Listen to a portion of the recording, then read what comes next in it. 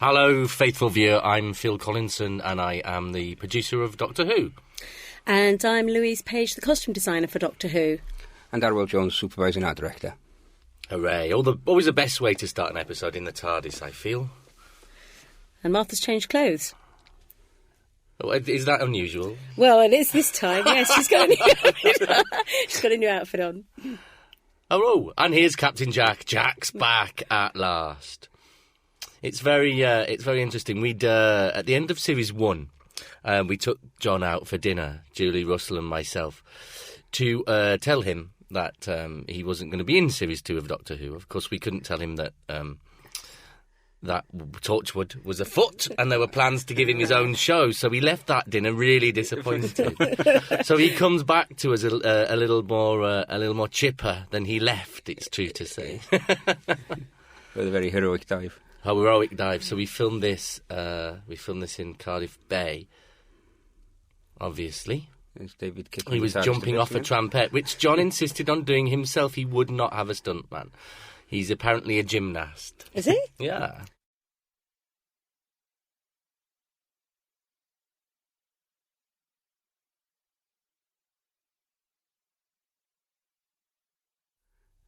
So this was shot in our green screen studio, Arwel, yeah? Yes, yeah. We made a little frame up in the rough size of the TARDIS, and then the mill very cleverly picked John off and put him on it. Yeah. And then they put all the move in afterwards, the camera track and everything. The whole move and the vortex, obviously. So we've got there our future kind, a glimpse of our future kind for the first time, Louise. Yeah. Were they tricky? They were a bit tricky. They just took a lot of time. It took about 20 minutes to dress each future kind with 2 people dressing each one. Yeah. And obviously also from a makeup point of view, I know that makeup took quite a long time to do. And a lot of these people had piercings, but not real piercings. So a lot of them are wearing magnetic piercings. We had a couple of bikers and we did try to do that, didn't we? We did, yeah, as much as we could. And a lot of what they're wearing is leather, which was good because we needed to flame check quite a lot of stuff. We've had a lot of leather this year. We have, I know. I think Russell's gone overdrive on the leather. I think he has slightly. Have you got a special arrangement with any leather manufacturers, Louise? No, I don't, but I think I should have. You should have, yeah. Look at her teeth. They're fantastic. We really struggled to find this location. It was a big deal because, it was coming towards the end of the series. Money's running out. We'd originally budgeted to go up to Summerland. Is that right? To travel up right to the top of the heads of the valleys. It's a long, long journey for us and a huge lighting deal. So I had to sit Graham Harper down and tell him he couldn't have his wish. And it was the end of January, beginning of February. Well, it was really cold and difficult. So we ended up in a quarry. I can't remember the name of it. Can you, Arwel? No, it was just outside Llantrisant, which is a bit closer to us. Much, much closer. Yeah. So there we've got Chan, though. And I remember picking up this script and thinking Russell had gone mental. I just could not see how the Chan and the Though business was going to work. But it did. And of course I'm talking about Chantho. When Sir Derek Jacobi's on screen, I must have gone mad. Oh. How marvellous. I think he's the first Knight of the Realm that we've had in Doctor Who. It is, and he said that he just wanted to be called Fred. Yeah. He was very excited when I met him for his fitting. He said it was one of the most exciting moments of his life to be. Well, I've told this story before, but I might as well tell it on this podcast because there might be one person in the UK who hasn't heard me tell it. But I went out for dinner, and I went out for dinner with an actor called Daniel Evans, who's a Welsh actor who starred in our Doctor Who Christmas special, The Christmas Invasion, and Jenna Russell, who starred in episode 13 of series 1. They're both actor friends of mine, and they were both starring in a show in the West End, Sunday in the Park with George, and I'd been to see the show, and then I went out to dinner with them afterwards. Daniel's worked with Sir Derek, and we bumped into him in the restaurant, and he came over and had a drink with us and found out who I was. I was introduced to him, and he said, "Oh, Doctor Who's my favourite show. I think it's wonderful. It's one of my dreams to be in it." And you kind of people say that to you, actually, as producer of Doctor Who. They say it to you all the time. And actually, you telephone up and say, well, blah, is blah available? And they never are. Or, they've got 9 films penciled in or whatever. And Derek is very, very busy. And so I didn't really hold out much hope. But I knew this was coming up. And so we came back, we all talked about it, and Derek's name came up. And of course we immediately said, oh my God, all of us, we'd love him to play Yana. Went on and the dates worked, and there it is. It's history. That never really happens. People always imagine that deals like that are done in restaurants, with people with big fat cigars. And it never happens, actually, usually. It's sort of much more clinical than that. But in this case, it absolutely happened as a result of a dinner. So there you go. Wasn't the stage direction in the script a Derek Jacobi type? Was that I'm not sure that it was. No, I'm not sure that it was. I think that might have been Russell afterwards. Although I don't think it was ever there, Arwel. I think you've dreamt that. I think Russell also said he was a nod to William Hartnell. That was the...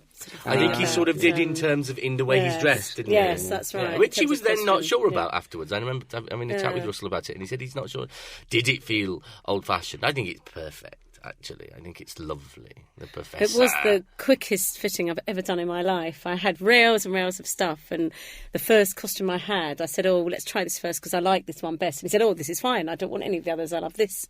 So that was it. So fits him like a glove. So here we are in the quarry again. It's the wettest night, and if you look very carefully between the shots, it's pouring in some of them, it's not in others, it's pouring in others. It absolutely tipped down that night. There's Martha, she's wet. Yeah. David's dry, having been dried down. There's Freema dry again. Oh, it's an absolute continuity. And their coats got covered in mud, didn't they? Yeah, on a night like that, continuity just has to go out the window, doesn't it, really? Because we have to get it shot, and it's not something we ever want to do, but it kind of does. You have to just get on and say, look, it's raining, let's do our best and get through it. It's a big moment for the two of them. Not having met for... Well, I mean, it's the weirdest situation in the world, isn't it, really? Because although they're talking as old friends and people who know each other, actually David and John, they'd met before this, but they'd certainly never acted together. And, of course, John said to me, it's weird walking back onto the set because the line-up's completely different. Yes. Oh, yeah, only the police box is the same. He was quite glad the police box was there, reassuring him, I knew. Mm-hmm. Difficult again, all of this, wasn't it? Yes, it was. You've presumably, when we have a sequence like this, you've got to really think about the costumes, haven't you? And whether they're going to be able to run in them, move in them, really. The boots so were they very feel like important. they live in them, really. Yeah, because I think also when we were talking about this before Christmas time, originally they were going to be on... quad bikes. Talking about quad bikes and motorbikes, didn't we? And of course, then when practicalities when that got cut, it was like the running was going to become even more important because the boots needed to be solid and they needed to be able to run. But they had so many layers of clothes on. I mean, the influence for all of this was Mad Max. That's where that all started from. And they were meant to have frames, weren't they, Arwel? Even larger frames off their shoulders and everything, which made it even more awkward. So they turned up with them on, and I know I was there that night, and I'm afraid I pulled them all off. I heard. Because they just bounced around all over the place. They're both glaring at me now, faithful viewer. Well, it was only they had lights, and in the concept drawing, they lit it was all up, originally to go with the whole idea of the motorbikes and to build that thing. But they had that on. Yeah. They started to run. The whole thing bounced and clanked, and it looked ridiculous. I just made the executive decision there and then to pull them off. It had been quite a worry from the beginning, Arwel, hadn't it? Well, because how we were going to get them to run down corridors with them on was another issue. Really. Yes, because they had to take them off because they would have hit the ceiling. Yeah. So they had to take them off before they went inside. Yeah, difficult for the mill to realise this, really, I think, because it was a dead city that could have no light, particularly. It's sort of lit by, it's sort of a fudge, really. It's lit by the fact that there was nothing in the sky. But if we'd really filmed that, it would have been pitch black and you'd have seen nobody. It's beautiful, though. It does look wonderful. Really wonderful. And it kind of works. I mean, Doctor Who in a quarry at night, we've done this a few times now, and it doesn't feel like old Doctor Who. I always worried that it would, and it sort of doesn't, because you're lighting it and you're making it look as beautiful as any other location we go to. Something. I think what's nice as well, that none of them have ever looked the same. No. It's all looked very different. Yeah. Yeah, the rock's different, I guess, in this place, and... They genuinely are on the edge of a cliff there, actually. I mean, it's only about, 30 feet off the ground, but it was genuinely the edge of a cliff, wasn't it? Well, you practically shot from the same cliff down at them running in the below. Yeah, that was absolutely shot up at the same level, wasn't it? They're really running for this. I love it. And, of course, the chieftain has a major prosthetic makeup on because he's got all those tattoos, which are all on prosthetics scars, and the piercings, Teeth all have to be made as well. Yes. think they made about 6 sets, didn't they, Phil? Yeah, they did. They did see how wet it is there now. And the gun has to be practical and fire, which means a man has to come and bring the gun and stand there. So these night shoots like this are so man-intensive, really. I mean, the crew sometimes can double in size just by the number of by having people run there. You need to have stuntmen or stuntmen looking after people. Yeah, exactly. Someone who's done it before. We have to have extra people, or electricians in. And also because of the flames, we had to make sure that people holding flames were all flame checked. Yeah, all the as well. And there's another quarry. We're in a different quarry now. This is the quarry actually we filmed the Satan pit in. Yeah. But a different part of it, part at the top, and basically the tunnel that you see on the gate side inside there that they're about to walk into is actually the tunnel you drive through into the quarry through, and so there was already that big hole there, and you were able to just augment that, weren't you? Yes, yeah, and make it feel more like an entrance into an old silo. Yeah, but you had to build all of this. Really. Yeah, the entire front gates for and one night. Yes. You know, we had to build all of this: the gates, the sentry box that you glimpse on the left of the screen there. And not just a fancy that it had to be a practical gate, so the practicalities of a gate that size of swinging, it was a big number. Really difficult. Great big lighting job again here, and again that lovely sense that the light matches. You know, Ernie made sure that the quarries look the same, even though they're different places. You know, there's that same steely blue on the back of them, which is lovely, and kind of cold and dead. It's a real trick, that, making it feel cold and dead and yet lit, and you're able to see people's faces. And then giving it a bit slightly warmer glow inside the tunnel to make it going somewhere. Yeah. So this is a studio set, which we were on for about 4 days, because so much of this episode takes place in here. Yeah. Which was also crammed full of dressing, so it was a slightly daunting for Graham when he walked in for the first time, I think. Yeah, how do I shoot it? And now we're in a... What was the... It's an old glass factory. Glass factory, that's right.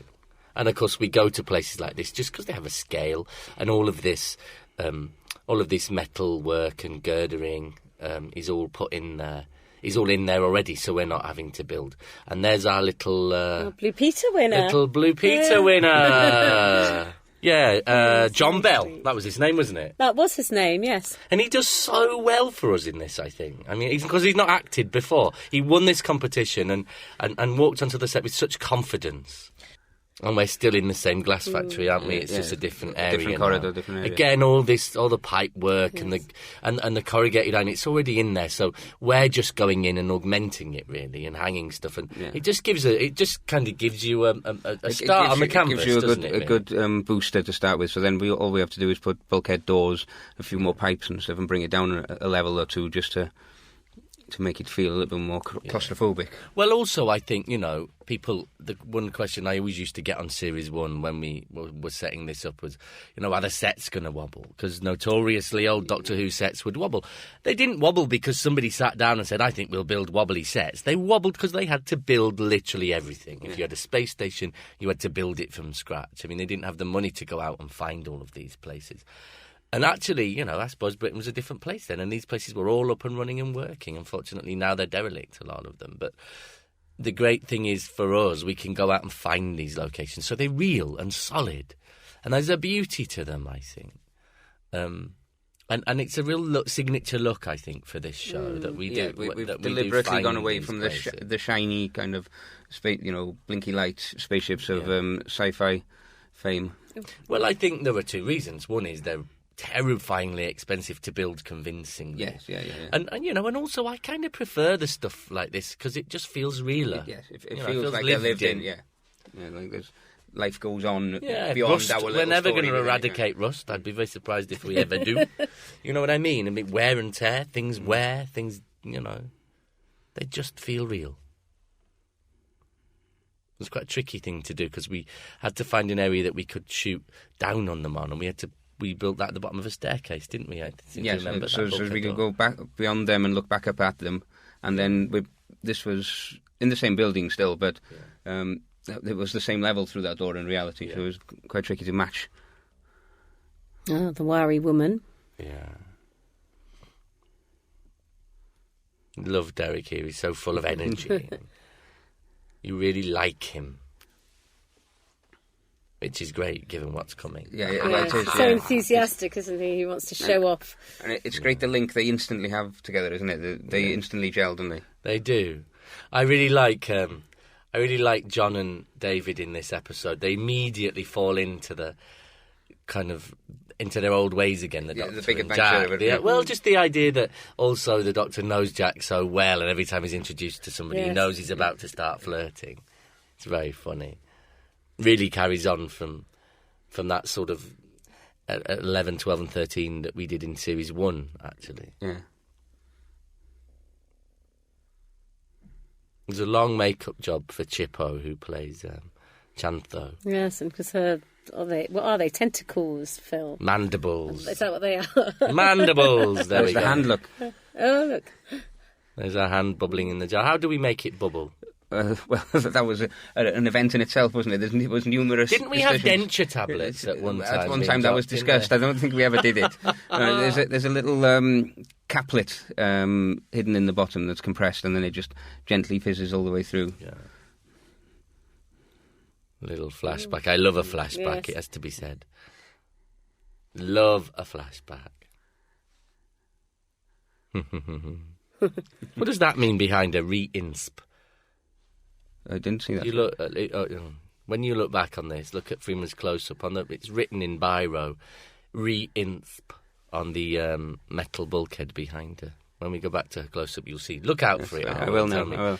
Arwel's about probably to find out that should have been wiped off. Yes, I'm sure. Someone's going to be sacked tomorrow. Someone might be sacked tomorrow. To the bottom of this. The standby, huh? Talk. She's got fantastic lipstick, Chantho, I have to say. I wish Barbara Southcott was here. It's just beautiful lips, kissable lips. There, see? Yeah. Did you see it? it? Yes. Yes. I think it's He's looking fiery Technical now. term. Faithful viewer. Inspection hatch of some sort, I would imagine. Yeah, it should have been wiped off with a wet wipe, I'm sure. Well, no, we do tend to like putting bits and bobs here and there, just to, Ed likes to feel that workers have been around before we've gone on our story and just jotted things down and done a little chalk, or pen or scratch things into the yes, exactly. Those coolie lights, the green behind him, they've appeared in many episodes. You might have seen one or two of them before, yes. Many times. Yeah. I'm very proud of you for doing that. And what doesn't come over too clearly there, but it's quite nice, there you see it, is that even the lights in the ceiling have kind of radar designs within it, so that it all links back to that this used to be some kind of rocket silo in the past, and then they've just built upon it. Okay.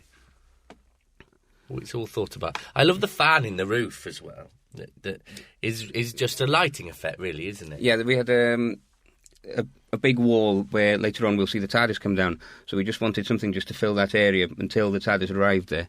So we put a really big fan in the grill, and then it helps with the lighting effect then, so just give a bit of movement. Yeah. Yeah, it's great. It just lifts the whole place. I don't think it feels like a studio set. This actually, I think it does feel like another bit of that warehouse. Yes, which is a real achievement. Because obviously we want to be in our studio as much as we can, because it's where all our facilities are. It's home, really. And it's controllable, isn't it? It's controllable. And usually it's warmer. Warmer, yeah, especially in December and January. Yeah. He's not well, is he? Oh, the drums. It's the drums, the never-ending drums in his head. So brilliantly focused, Derek. You see that, we keep getting wonderful, wonderful actors on Doctor Who, and it needs a lot of focus because it's a big crew. There's a lot going on there. There's a lot to think about. It's a very proppy show, isn't it? Yeah, all these actors are chucked in. They're pulling levers. They're flicking switches. It's a really difficult it's something job that, to come in, especially in a set like this where you've got so many principals, and they've got the different angles to do, and to try and remember what they've been doing on previous takes, because there's so much stuff there. It's quite an achievement, I think. It is. It really is like no other show, is it, for an actor to come in and You see, there's John play. Barrowman, terrifyingly professional. He stands there with his arms folded most of the time. to make sure they don't do something. So he does absolutely no continuity whatsoever. Does he not? Well, look, there's no continuity altogether. He's a wonderful actor. Sorry, I don't mean that to sound like he's not, but it's a great actor's trick, that. Stand with your arms folded if you've not got anything to do, and then you don't get yourself into any continuity nightmares. And the point with these refugees was that it had a slightly sort of underground blitz feel to it. Wartime feel, I think, was Russell's wartime, yes. Description. Sort of, yes, wartime in sort of stations and people sitting, waiting to go somewhere, really. That's those sort of pictures you see of people in the underground at night, really, wasn't it? Where they'd all taken their possessions because they didn't know whether their house was going to be That's flattened. right. All their belongings with them, all their blankets, their coats, everything they own, really. Yeah. Refugee, yes, you're right, is a great way to describe it.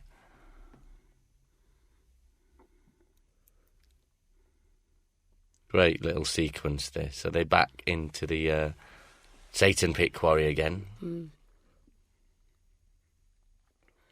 So this was a build within some very tight constraints, yeah.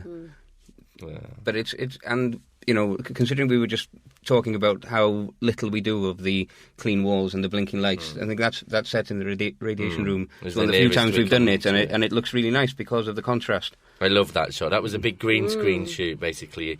We only had one rail and one set of extras, and so we shot above them, alongside them against green screens, and then just multiplied them across. But it feels really big. It feels like, hundreds of people are embarking on this voyage, which is as it should be. It's very sweet, that boy. Yeah. I can see why he won.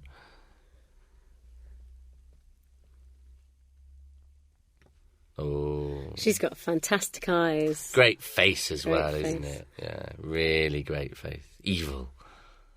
So here's is the Doctor playing Connect 4? Yeah, it's kind of a battleships come Connect 4 kind of. It is, isn't it? Yeah. Not my favourite bit of set, I have to tell you. You don't like that? On the day I wasn't so keen. Yeah.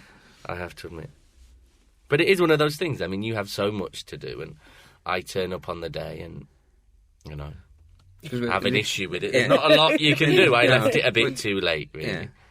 Yeah. The idea was that it was like a really big circuit board, but you can see through, and then they are connecting all the various options to it, like an old telegraph. It looks like Connect 4. Get out of town. And some old jack plugs. Aha.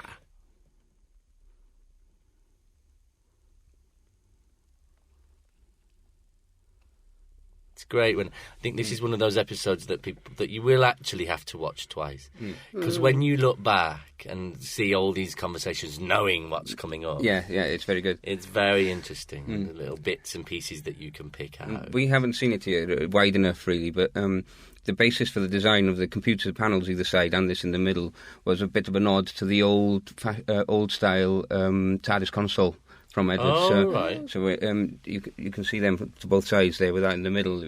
If you were in profile of them, you would get that kind of pattern. Oh, I see. There you go, faithful viewer.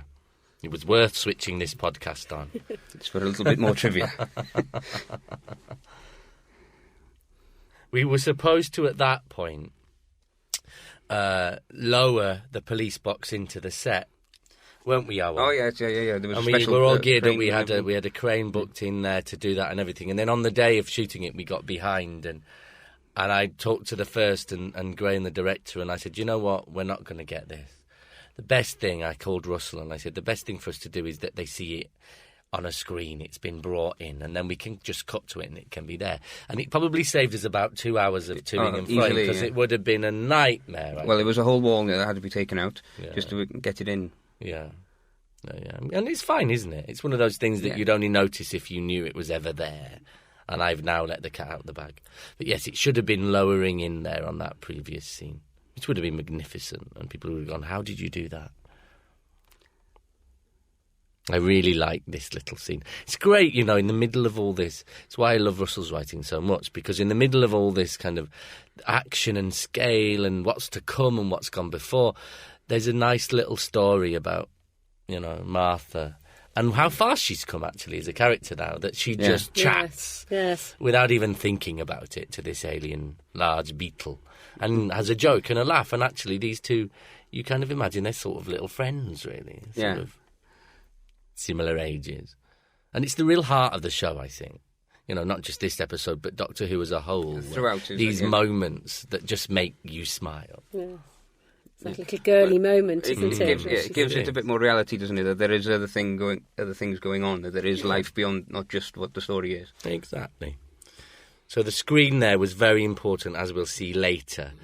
And the font of the screen and how legible his name is written in there. It was very important, yes. It was really important. And we had to reshoot it, didn't we? I think 3 times altogether. 3 times, yeah. We don't do very well with screens, faithful viewer.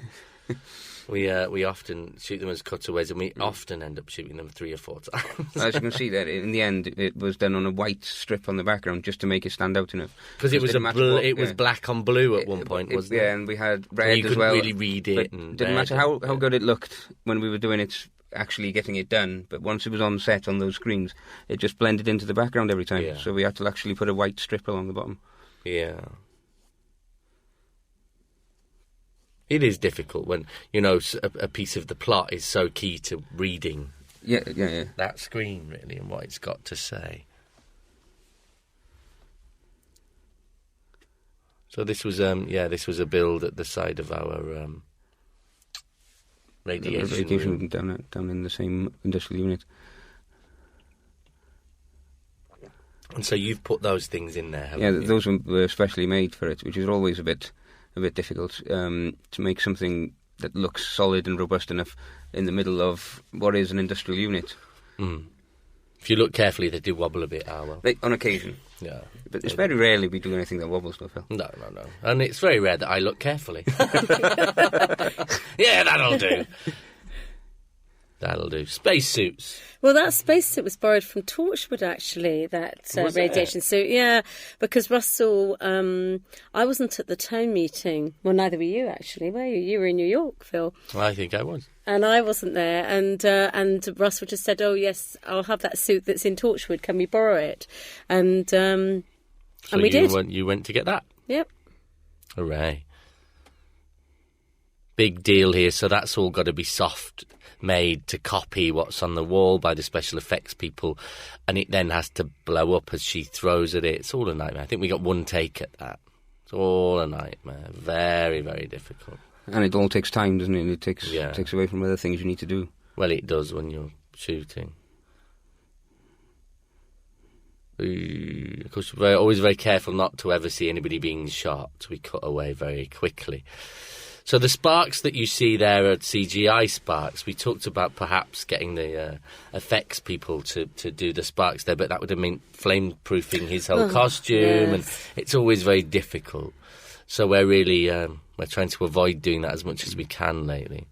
So this is just the spacesuit held up and dropped, isn't it, really? Yeah. After it's a radiation suit, isn't it? Not a space suit. It's some sort of radiation numerous discussions about how to do this.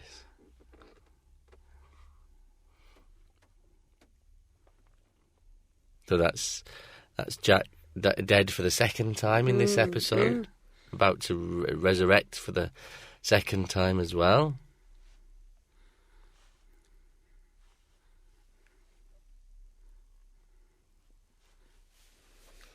There he goes. He does a great resurrection, Mr. Barrowman, doesn't he? He's used to it. Great hero show. That was Russell's hero moment of them flapping coats down the corridor. And they were going for it there as well, didn't they? They were really both. I think there was a little bit of sparring, one-upmanship going on there. Who was going to win the race?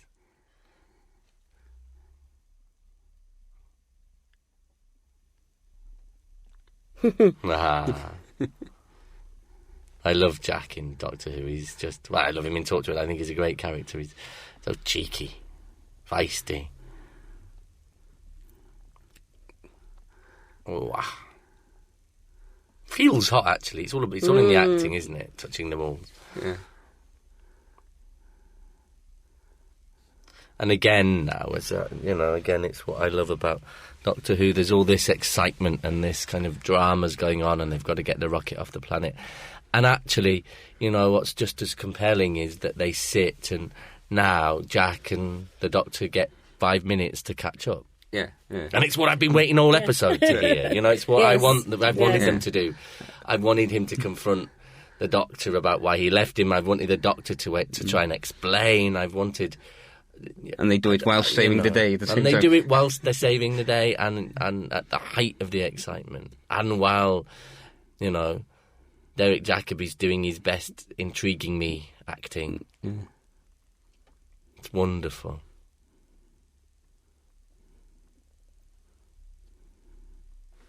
And we get to find out Jack's history, which is... Or a bit of it. A bit of it, So you do feel a great thing is we held enough back so that there are revelations in here for you as a regular kind of long-term viewer. And people who haven't seen Torchwood, I don't think you feel like you've missed anything. Well, no, and actually, it complements that, doesn't it? Because he's revealing some stuff here that they even... we never even revealed in that show, yeah. Yeah. It's very clever, all of this dialogue, I think. Just, again, the oddness of the fact that, these are really in sort of two characters who've never met, and yet they've got all this history. Yeah. I love the fact that it's a sort of conversation and you've got a window in between. A barrier. Yes, there's a barrier. Is John wearing his Torchwood costume, Louise? He is wearing his Torchwood costume, although we bought him new white T-shirts because they needed to be distressed, and because John seems to always like new white T-shirts and hasn't found the perfect one yet. Right. So I think I bought 15 different white T-shirts. Well, I'm glad something kept you busy. We've had a Torchwood radiation suit. We've had Phil, John's please, Torchwood costume. Excuse me. I think you spent this episode in a hammock somewhere, didn't you, Louise Page? I don't think so. Future kind of refugees caked us around the bitty. Hammock with a pina colada in each hand. Phil Collinson, how can you say that? Thank God she had to shop for some white T-shirts. That was in my day off. But when he's crying. What an actor. He just did that. It was amazing. Absolutely amazing. Just the technique of the man. And it's wonderful having someone like that around. I think, it's brilliant for the whole regular cast, actually, because somebody of that calibre steps in and I think for them it really helps them to feel just the feeling the on the size set of the show. Yeah. Well, David said, for him it's such a treat to have somebody like Derek Jacobi come in, and it's so exciting. I think I have to say that David looks particularly sexy and gorgeous in these shots through the window. He does. He really does. Something about that red light, isn't there? Somehow how it just lights him. One more to go. I think it was like that with the prop as well. John was very good at breaking them. Yeah. Is he? Yes. Well, nearly as good as David. Well, it's that thing they do, and it's brilliant, actually. Lesser actors just pull them up and off it goes, but it's a real... they really make it feel like it's an exertion. And that puts stress and pressure on it. It means you've got to make them even better. I think that's all to the good. Yes. Oh, yes, yeah. And can't palm any old nonsense off on us. We try not to, Phil. It's just brilliant, just how real Derek's performance and moving it is here.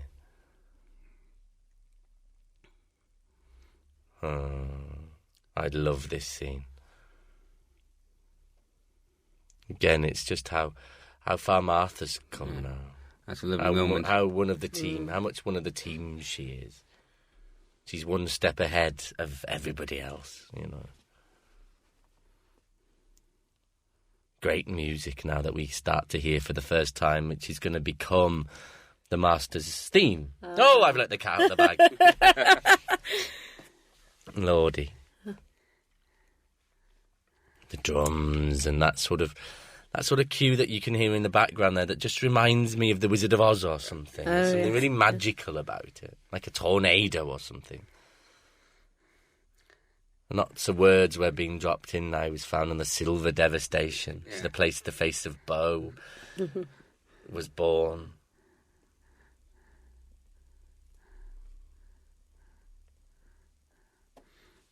It's a beautiful prop as well. I think It is. that inscription is lovely. And it's so... She knows. I love Freema's reaction there. It's absolutely perfectly judged. And just this bit now, and she just feels like she wants to scream and get out of that room. The sheer panic. It is utter panic. Was it the same watch? Yeah. Yes. Yeah, exactly the same. I just found him a chain. Didn't we have a Yeah, different chain that we used for it? Well, we didn't have a chain on the No. did we? Because it was just left on the mantelpiece. I think that chain came out of my kit box, I think, that one we put on in the end, didn't we? Do we owe you a chain then? Is that what Oh, you're trying to say? well, no, it's fine. You can have it. We don't mind sharing, do we? No, not at all. Art department and costume. Collaborative effort. Yes. It's so exciting, this now. This last 10 minutes now from here onwards, I just think is the most exciting thing we've ever done. And we've done some brilliant sequences, and I just think, you know, as a fan, it's epic, really. And so beautifully directed, with so much pace and energy, and so beautifully acted by all of them, every single from one the of them. moment I read the script for the first time through to the final execution, it always had the potential, and it got, you know, it's just as good as you imagined it was going to be, isn't it?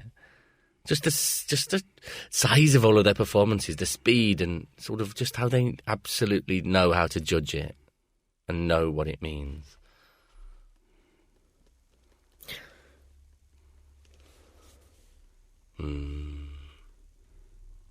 And the music as well is tying in with all of this so beautifully. So we have a sequence here where we hear some voices from the past actors who've played a certain character. Oh, they are chuckling, and you hear them. You hear Anthony Ainley laughing, and you hear... that's Roger Delgado who's speaking in, I think, The Demons. And the hand going nuts. The hand's bubbling away like mad, and he's realising that his memories are starting to come back. And there's a rocket taking off as well, can I just say? To save humanity and take them to Utopia. Yeah. Short of a CGI shot there, I think, of the rocket. But absolutely saved by this moment, which is beautiful, I think. Great music.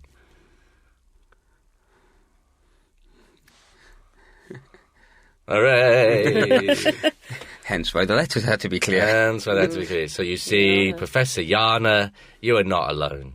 You are not alone. There we go. Oh, and we did get a rocket. Just a bit later. Great rocket, actually.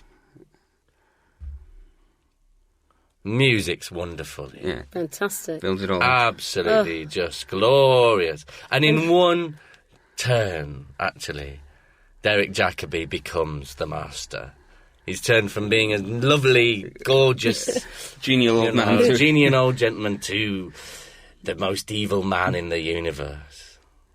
In one look, there, that's an actor for you. My God. And just everything he does from now on, it's like a different character, completely different character, with a different energy, a different centre. I mean, just wonderful. If you think some of those levers look a bit strange where they are, Graham Harper, who directed this in a very fantastic way, likes his levers everywhere. So he tends to go, can I have a lever here? Can I have a lever there? So you have to add them. You know what, Gov? I'd really like him to really pull this lever. Exactly. God bless Graham Harper, who we haven't talked about enough in this podcast. He's done. We do love him. Wonderful work. He is, isn't he, Louise? Because he's so clear about everything he wants. Yes, isn't he? and he's so enthusiastic, and he's so he just loves doing it. Yeah. He loves his job. He loves doing it, and we have a great time with him. Yeah, he's got such a lot of energy. In fact, that's his big key word, energy. isn't it, Phil? He screams all the time. Loads of energy. He does. Loads of energy! Loads of energy and patience. I mean, a Sergeant Major man. But he is brilliant. And now it BAFTA shows. winner Graham Harper And as well. Welsh BAFTA winning Graham Harper. And, it just shows. Yes. It just shows. Because I think these episodes are so beautifully energetic. Really beautifully energetic, actually. Again, the sparks on his cable are they're put in by the mill afterwards as CGI spots. So obviously to complement them, we have to put a bit of interactive lighting on both of these close-ups, so you feel like there's a sparking thing near them, so that when you cut to that, you can see. Great shot, that, I think. And the TARDIS with the door open behind him. Oh, you're going to get it now, sweetheart.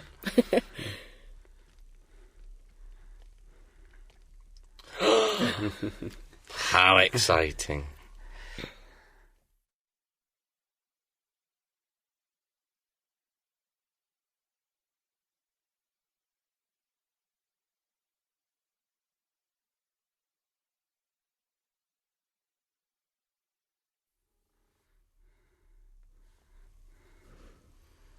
It's just so exciting.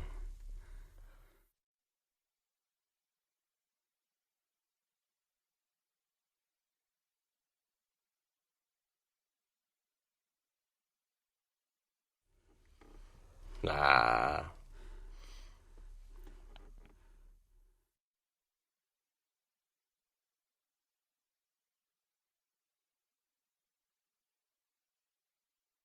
And of course, everything you have to design now. Well, her gun is designed, Yes, isn't it? yeah, and specially made. Specially made, so it doesn't look like any other gun we've used before. No. It might have bits of another gun on it or whatever. We recycle a lot. We do recycle a lot. Not in this case. And he's gone in. He's in there now. I love all of this because it's like, I'd always wondered, why is the little snip on the back of the lock there? Well, actually, it's there to disable anybody who's happened to get a key. And then why is there a lever on the door? Well, it happens so that it disables the lock for anybody who's got a sonic device who might get through. It's like, he's absolutely got it nailed. And, of course, this is the first time this character's been in a TARDIS for many, many years. But it makes no difference, does it? It's all coming back. And the hand's still in there. You stole the hand. Absolutely. So Derek got his 5 minutes as the master. He did, yes.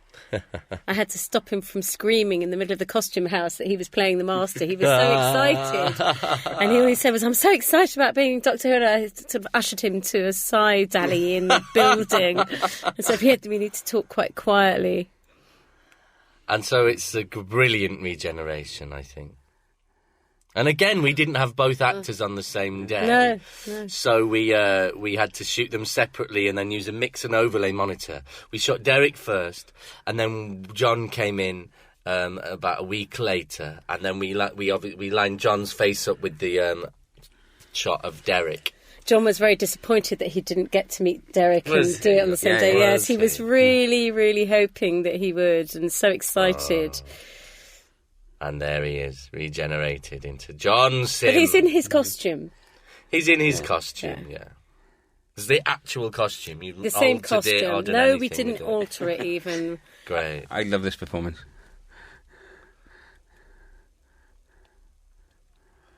It's great, because it's like... They are genuinely like bookends, those two actors. I think there's a real wiriness about both of them and a real energy that both of those two actors have got, David and John. And there's a real sense that they're complete adversaries now. Yeah, they're just either side of the line that separates genius and insanity, aren't they? Absolutely are, exactly, and I love that. And the Doctor looks so terrified, doesn't he? So David's scared. performance here Just is brilliant. Well, it's everything. He's heartbroken, he's terrified, he's excited. Yes. Because it's somebody, who's experienced what he's experienced, in his time. There's it's just so thrilling, I think, as a viewer, this. Because you just want to watch the next episode so badly when we get to the end here. And I remember reading this and thinking, how do they get out of that? I think this is the cliffhangeriest cliffhanger that we've ever done. Yes. It's wonderful. How on earth? They've got, 25 baying cannibals outside the door breaking through, and they've pinched the TARDIS. It's gone. So please watch again next Yes. week, faithful viewer. It won't be us sat in the chair you won't be talking to disappointed. you. It won't. Be someone else will be sat in the chair talking to you, but it's nonetheless exciting. It's a treat. I really enjoyed that. Did you? That was great. That was a excellent. That's the fantastic best one episode. yet, I think. Everything I thought it would be. Yeah, it is. It's beautiful. Yeah. It looks wonderful, and the work you both do is exceptional. I think that's got to be said here on record. I think the costume department and the art department in Doctor Who, all the departments are absolutely key. But I often think you guys do get a real tall order very, very often, in just because so much of what you do is about creating that world, really, and making those characters feel real and live. And so I applaud you. Here we go. Thank you very much, Thank you Mr. very C. much. And then we see next week's. We see a bit of this now. Again, another brilliantly exciting episode. And the thing is, you see these clips put together into a next week thing, and you just see again the size of it. And it looks so exciting, It doesn't does. it? It is.